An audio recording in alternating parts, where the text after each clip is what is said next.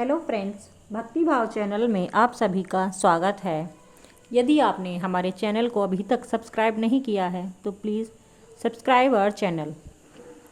पौराणिक मान्यताओं में बताया गया है कि 16 सोमवार का व्रत रखने का आरंभ सबसे पहले माँ पार्वती जी ने स्वयं किया था और उनकी कड़ी तपस्या और व्रत के शुभ प्रभाव की वजह से उन्हें भगवान शिव पति के रूप में प्राप्त हुए थे।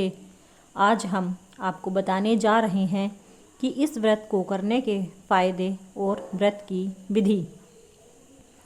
16 सोमवार का व्रत दाम्पत्य जीवन की खुशहाली के लिए और मनपसंद जीवन साथी पाने के लिए किया जाता है। ऐसी मान्यता है कि 16 सोमवार के व्रत का आरंभ श्रावण मास से करें तो यह और भी फलदायी होता है। पौराणिक मान्यताओं में बताया गया है कि 16 सोमवार का व्रत रखने का आरंभ सबसे पहले माँ पार्वती जी ने स्वयं किया था। 16 सोमवार के व्रत की पूजा सामग्री: शिव जी की मूर्ति, भांग, बेलपत्र, जल, धूप, दीप, गंगाजल, धतूरा, इत्र, सफ़ेद चंदन, रोली, अष्टगंध, सफ़ेद वस्त्र, नैवेद्य जिसे आधा सेर गेहूं के आटे को घी में भूनकर गुड़ मिलाकर बनाया गया हो। ऐसे ले 16 सोमवार व्रत करने का संकल्प। किसी भी पूजा या व्रत को आरंभ करने के लिए सर्वप्रथम संकल्प करना चाहिए। व्रत के पहले दिन संकल्प करें, उसके बाद आप नियमित पूजा और व्रत करें। सबसे पहले हाथ में जल, अक्षत, पान का पत्ता, सुपारी और कुछ सिक्के लेकर संकल्प करें तथा सभी वस्तुएं भगवान शिव जी की मूर्ति के आगे समर्पित कर दें।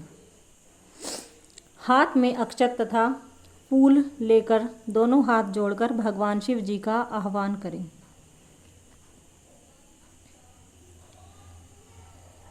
सोलह सोमवार की व्रत कथा विस्तार से।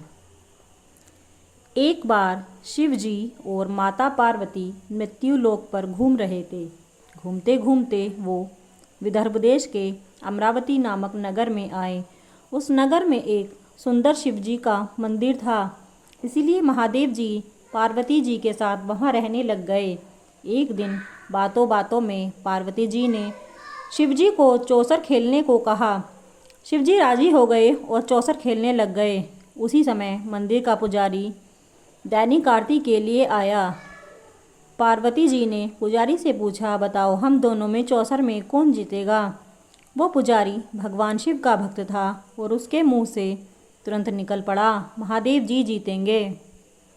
चौसर का खेल खत्म होने पर पार्वती जी जीत गई और शिव जी हार गए। पार्वती जी ने क्रोधित होकर उस पुजारी को शाप देना चाहा, तभी शिव जी ने उन्हें रोक दिया और कहा कि ये तो भाग्य का खेल है, उसकी कोई गलती नहीं है।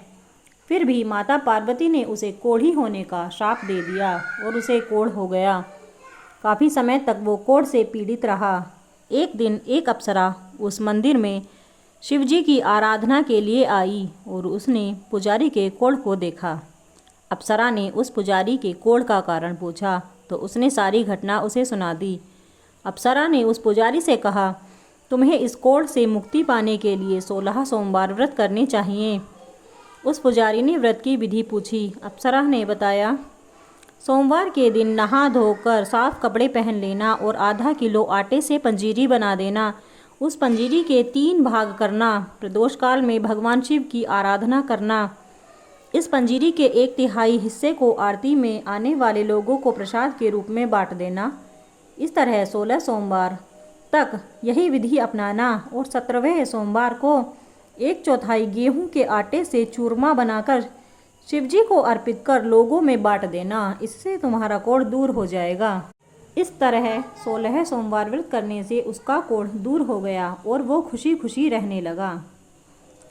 एक दिन शिवजी और पार्वती जी दोबारा उस मंदिर में लौटे। उस पुजारी को एकदम स्वस्थ देखकर पार्वती जी ने उस पुजारी से पूछा तो उस पुजारी ने कहा कि उसने 16 सोमवार व्रत किए थे जिससे उसका कोढ़ दूर हो गया। पार्वती जी इस व्रत के बारे में सुनकर बहुत प्रसन्न हुई उन्होंने भी यह व्रत किया और उनका पुत्र वापस लौट आया और आज्ञाकारी बन गया। कार्तिकेय जी ने अपनी माता से उनके मानसिक परिवर्तन का कारण पूछा, जिससे वो वापस घर लौट आए। पार्वती जी ने उन्हें इन सब के पीछे 16 सोमवार व्रत के बारे में बताया। कार्तिकेय यह सुनकर बहुत खुश हुए। कार्तिकेय ने अपने दूर गए ब्राह्मण मित्र से मिलने के लिए उस व्रत को किया और 16 सोमवार होने पर उनका मित्र उनसे मिलने विदेश से वापस लौटा। उनके मित्र ने इस राज का कारण पूछा तो कार्तिकेय ने 16 सोमवार व्रत की महिमा बताई। यह सुनकर उस ब्राह्मण मित्र ने भी विवाह के लिए 16 सोमवार व्रत रखने का विचार किया। एक दिन राजा अपनी पुत्री के विवाह की तैयारियां कर रहा था। कई राजकुमार राजा की पुत्री से विवाह करने के लिए आए। राजा ने एक शर्त रखी थी कि जिस भी व्यक्ति के गले में हथिनी वरमाला डालेगी उसी से उसकी पुत्री का विवाह होगा। वो ब्राह्मण भी वहीं था। भाग्य से उस हथिनी ने उस ब्राह्मण के गले में वरमाला डाल दी और शर्त के अनुसार राजा ने उस ब्राह्मण से अपनी पुत्री का विवाह करा दिया। एक दिन राजकुमार ने ब्राह्मण से पूछा, आपने ऐसा क्या पुण्य किया जो हथिनी ने सभी दूसरे राजकुमारों को छोड़कर आपके गले में वरमाला डाली? उसने कहा, प्रिय, मैंने अपने मित्र कार्तिकेय के कहने पर 16 सोमवार व्रत किए थे। उसी के परिणाम स्वरूप मुझे लक्ष्मी जैसी दुल्हन मिली हो। राजकुमारी यह सुनकर बहुत प्रभावित हुई और उसने भी पुत्र प्राप्ति के लिए 16 सोमवार व्रत रखा। फलस्वरूप उसके एक सुंदर पुत्र का जन्म हुआ और जब पुत्र बड़ा हुआ तो पुत्र ने पूछा, माँ, आपने ऐसा क्या किया जो आपको मेरे जैसा पुत्र मिला? उसने भी पुत्र को 16 सोमवार व्रत की महिमा बताई।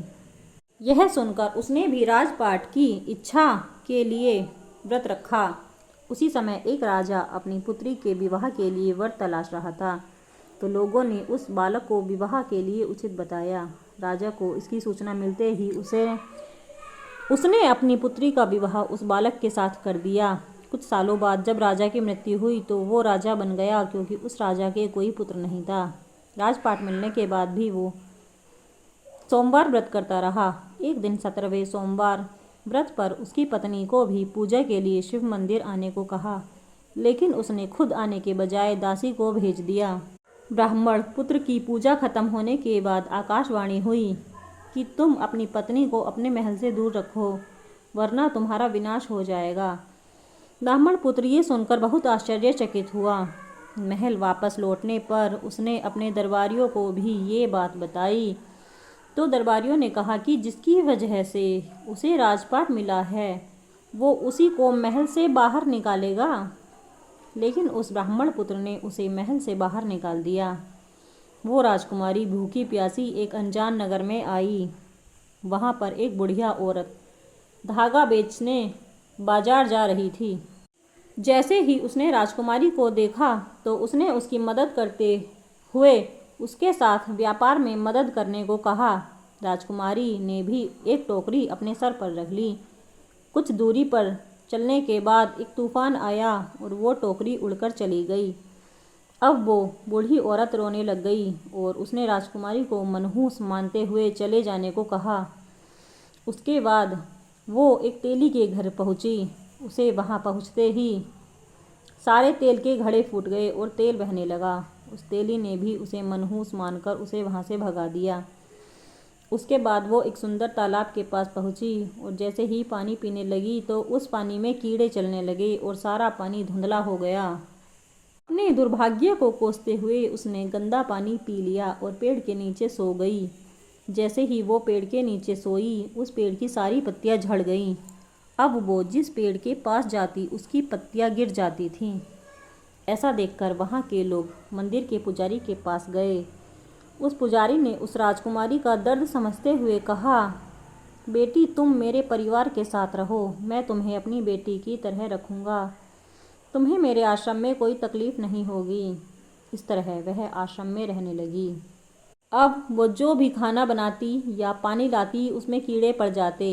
ऐसा देखकर वो पुजारी आश्चर्यचकित होकर उससे बोला, बेटी, तुम पर ये कैसा कोप है जो तुम्हारी ऐसी हालत है। उसने वहीं शिव पूजा में न जाने वाली कहानी सुनाई।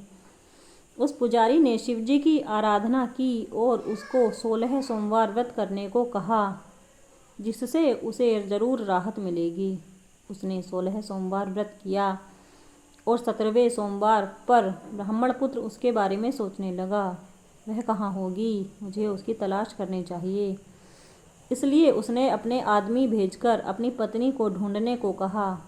उसके आदमी उसे ढूंढते हुए पुजारी के घर पहुँचे और उन्हें वहाँ राजकुमारी का पता चल गया। उन्होंने पुजारी से राजकुमारी को घर ले जाने को कहा, लेकिन पुजारी ने मना करते हुए कहा, अपने राजा को कहो कि खुद आकर इसे ले जाए।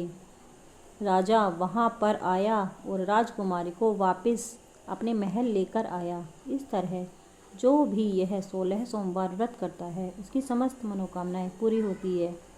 बोलो शिव शंकर भगवान की जय।